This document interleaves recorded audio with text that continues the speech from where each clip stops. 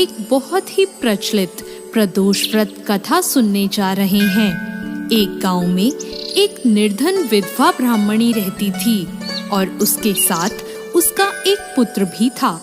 भरण पोषण के लिए दोनों प्रतिदिन भीख मांगते और जो भी मिलता उससे अपनी भूख शांत करते थे। ब्राह्मणी कई वर्षों से प्रदोष व्रत का पालन करती आ रही थी। एक बार ब्राह्मणी का पुत्र त्रयोदशी तिथि पर गंगा स्नान के लिए निकला।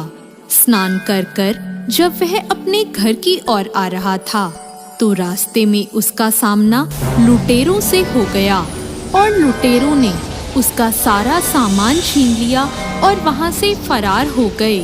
कुछ समय बाद वहां राज्य के कुछ सैनिक आ पहुंचे और उन्होंने ब्राह्मणी के पुत्र को लुटेरों में से एक समझकर राजा के सामने प्रस्तुत कर दिया। राजा ने उसको लुटेरा समझकर और उस ब्राह्मण युवक की दलील सुने बिना ही उसे कारागार में डाल दिया।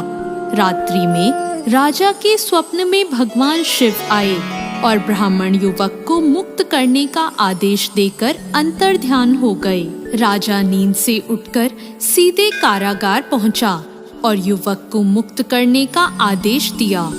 राजा युवक को साथ लेकर महल लौटे, जहां राजा ने उस युवक का सम्मान किया और उसे दान में कुछ मांगने के लिए कहा और युवक ने दान के रूप में सिर्फ एक मुट्ठी धान मांगा।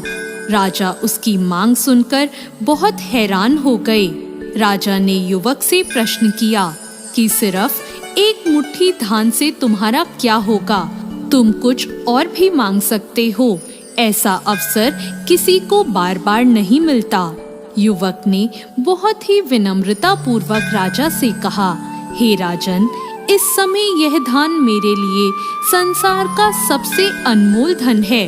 मैं इसे अपनी माता को दूंगा, जिससे वह खीर बनाकर भगवान शिव को भोग लगाएगी।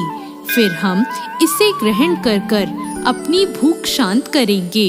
राजा युवक की बातों को सुनकर बहुत प्रसन्न हुआ। उन्होंने मंत्री को आदेश दिया कि ब्राह्मणी को दरबार में सम्मान के साथ लाया जाए।